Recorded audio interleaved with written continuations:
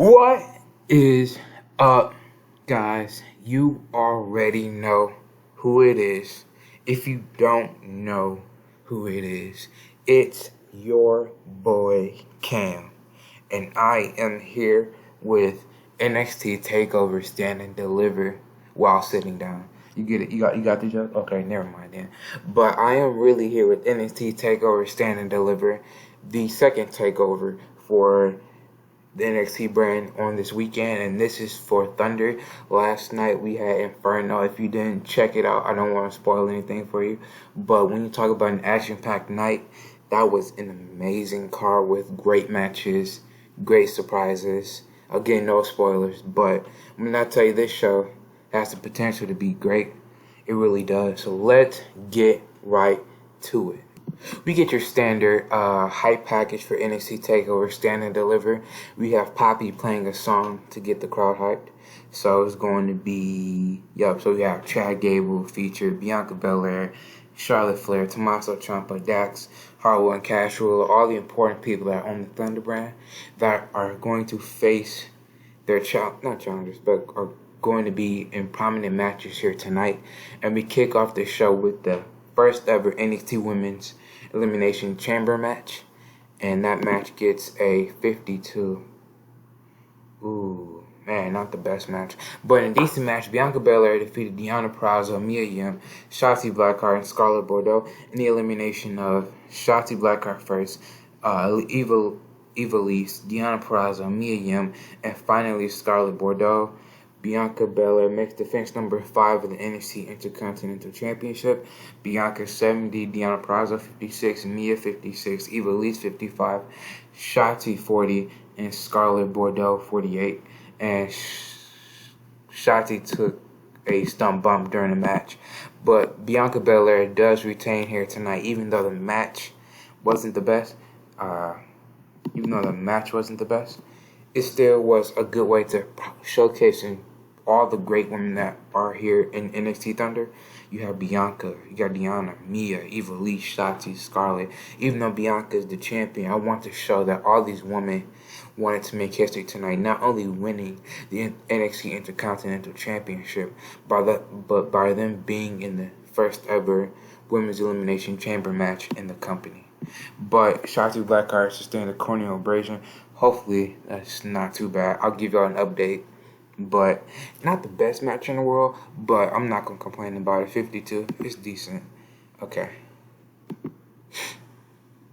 I didn't show Bianca. But Bianca's bruised and almost broken. But she did what she was going to do, and she retained the NXT Intercontinental Championship.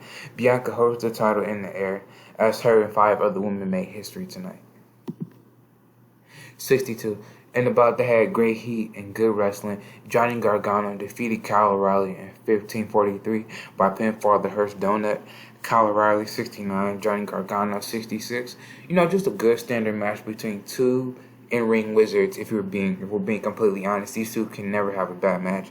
But 62, I was hoping for a little bit better, but 62 is still not bad from both men.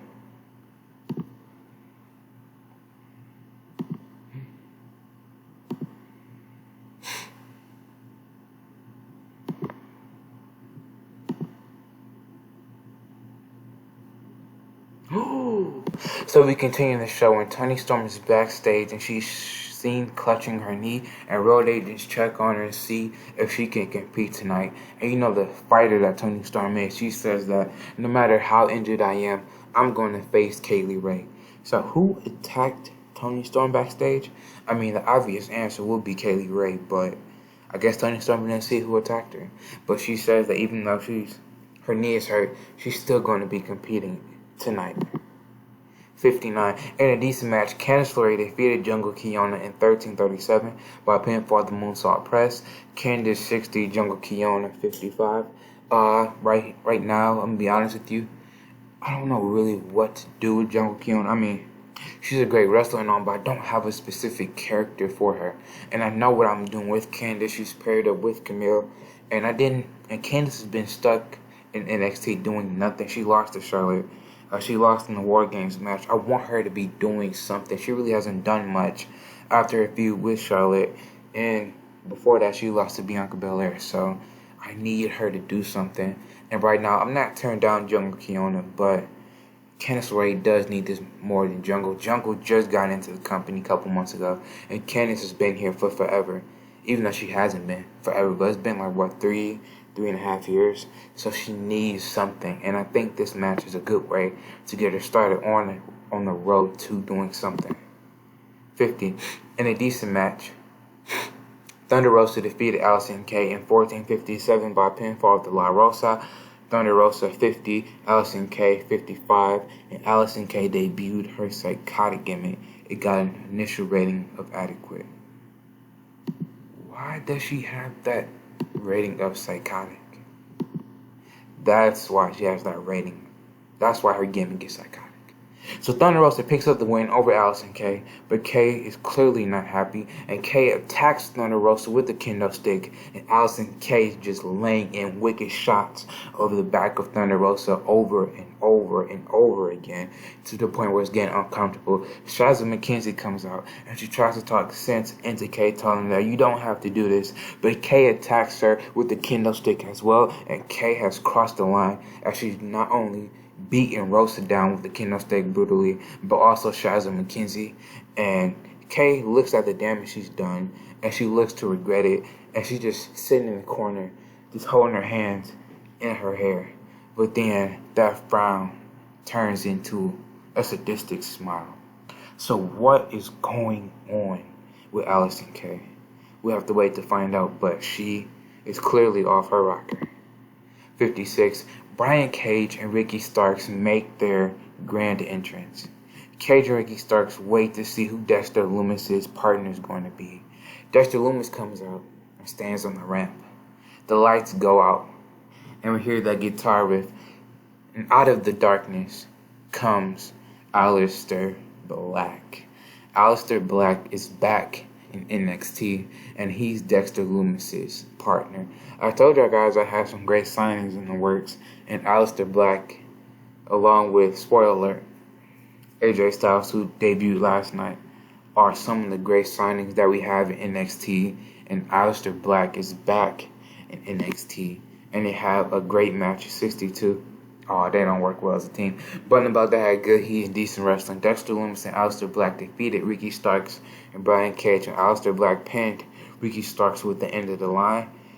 Aleister Black 62, Dexter Lumis 50, Brian Cage 65, and Ricky Starks 52. But Dexter Lumis finally puts an end to this feud he has with Ricky Starks and Brian Cage, and Aleister Black debuts in NXT with the win. We'll see what happens for Aleister Black, but I already have some plans figured out for him already. So it's going to be exciting. So just keep your eyes and ears on that one. 51. In a decent match, Kaylie Ray defeated Toni Storm in 14:40 by pinfall through reverse code red. Kaylie Ray 48, Toni Storm with a great 61. Because clearly the story I want to tell in this match is that Toni Storm is not 100%, and that's why whenever she tries to hit the Storm Zero, she can't because her knee gives out, and Kaylie Ray uses this and hits her with a reverse code red. But Kaylie Ray once again beats Toni Storm, not only in the UK, but here in the States as well. 52. In a decent match, Tyler Breeze defeated Jake Atlas and Trent Seven in 14:15. When Tyler Breeze pinned Jake Atlas with a beauty shot, Tyler Breeze wins the NXT Openweight Championship. Tyler Breeze 58, Trent Seven 58, and Jake Atlas 43. I mean, I could have not put Jake Atlas in there, but I wanted to, again, use some of the superstars that have been used on this roster. And I think it's a good balance between Tyler Breeze, Trent Seven, Jake Atlas. I'm pretty sure these men can have a decent triple threat match. And they did have one. And Tyler Breeze, the last Cruiserweight champion in NXT, and he's the first NXT Openweight champion. Tyler Breeze wins the match and becomes the first ever NXT Openweight champion. Tyler Breeze is ecstatic, and only in the way that he can do it, kisses the championship. Tyler Breeze says that he will hold this title for a very long time. 69. Okay. In the good match, Tommaso Ciampa defeated Timothy Thatcher in a first blood match when Timothy Thatcher was busted open. Ciampa 71, and Timothy Thatcher 60. So Ciampa beats Timothy Thatcher here tonight. Thatcher wasn't pinned. He wasn't submitted. He bled. And Ciampa said he was going to make Thatcher bleed, and he did here. And for those that are wondering why is Thatcher losing in his first takeover, again, I'm just building Thatcher up. I think that Ciampa, he lost to Keith Lee, he lost to Khabib, and he needs this momentum, or else it'd have been 3 straight takeovers where he lost the match. And Ciampa really needs this, even though his character is the psychotic person on the Rampage. How can you take them seriously if they don't win? Even though Thatcher, he's new, so he could bounce back, but Ciampa, he really does need this win. 72, and above that had great heat and good heat and decent wrestling. FTR defeated the Guitar Heroes when Casual pinned Rick Boogs with the Shatter Machine. FTR makes defense number 4 of the NXT Tag Team titles. My gosh. Dax Harwood 80, Cash Ruler 79, Anthony Green 53, Rick Boogs 37. So you can see the drop off between both teams. But Guitar Heroes took FTR to the limit in a competitive 15-minute, almost 16-minute match. So this just shows that even though FTR won, I want to show that the Guitar Heroes are no slouches themselves. They are not just people that are here to have fun. They are here to wrestle as well. But FTR are the ones that retain.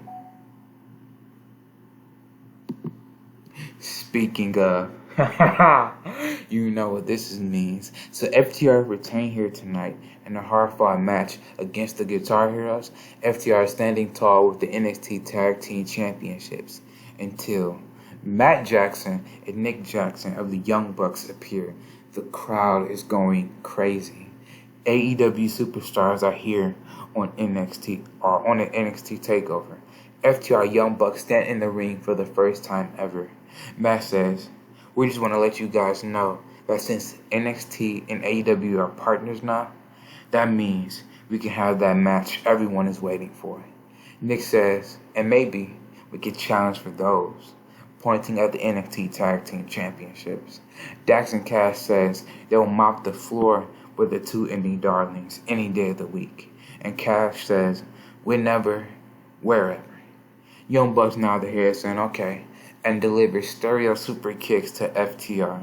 So, as I said, if you didn't watch my previous episode of Inferno, I struck a partnership with AEW, having that quote-unquote forbidden door open, basically kicked down at this point, and Matt and Nick Jackson, Ray, and Penta are the first people to come to NXT because of the partnership.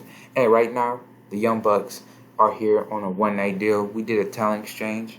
So MCMG went over to AEW for a bit, and Matt and Nick Jackson came here tonight for a one-night only appearance.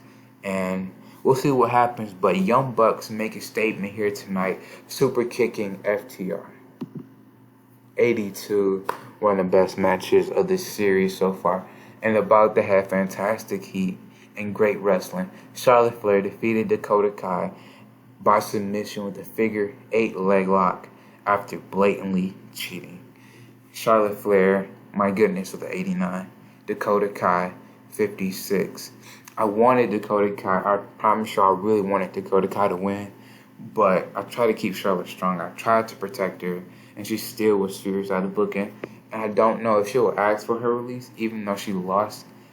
She doesn't really lose often, so I don't know.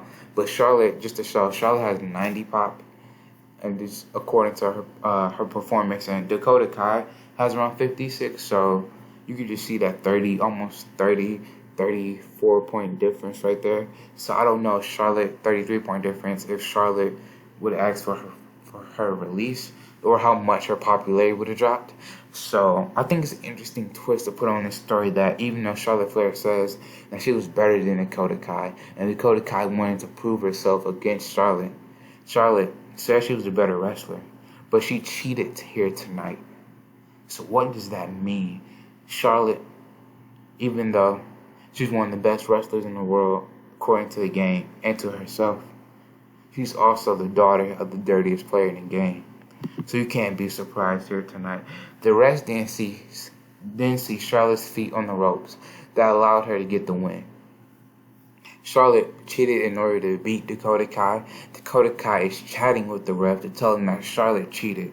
The crowd boos Charlotte, but she doesn't care because all she cares about is getting the win here tonight. 72. Man, okay, I thought it was going to be a little bit better. But in about to have fantastic heat and great wrestling, Finn Balor defeated Bandito by pinfall position, got up Prince's throne. Finn Balor 77, Bandito 68. Yeah, good match here between both men. 79. Finn Balor picks up the win here tonight. He stands on the top turnbuckle until he gets a Saito suplex from the returning Karrion Kross. Kross gives Finn another Saito suplex, and Kross tells Finn that his suspension is up, and that means the Prince's time is up. So Karrion Kross was suspended for putting his hands on Drake Ward's, and now apparently his suspension is up. What does that mean for the Prince? What I know is that NXT is in some trouble, and our main event is up next. Hopefully it's good, because the card, even though it's been decent, hopefully it could be better. So hopefully the match delivers 71. I'm not going to complain about that. And about to have great heat and good wrestling. Chad Gable defeated Isaiah Swerve Scott in 12:23 by pinfall the Grand Amplitude. Chad Gable makes defense number 2 of the NXT Heavyweight Championship. Chad Gable 70, Isaiah Swerve Scott 64, 71. I can roll with that. That was a really good match between both men. 75. Chad beat Swerve in a highly competitive match. Even though Swerve lost here tonight, he shouldn't have nothing to put his head down about. He just took one of the best wrestlers in the company to the limit. But Chad got the win here tonight, and he celebrates with the cries. He just retained the NXT Heavyweight Championship. Standing on the rampway is Yoi Katsumatsu, and Chad notices. Yoi holds up the NXT North American title, and Chad holds up the NXT Heavyweight Championship. So on the Go Home show of Inferno, of Inferno, I did announce that the next Takeover will be a Survivor Series like Takeover, where champions from both brands go against each other. Teams from both brands, people from both brands go up against each other to see who is the better brand. And Yoi, he's the first one to really cross over, and he's the first one to really acknowledge this as a wrestler.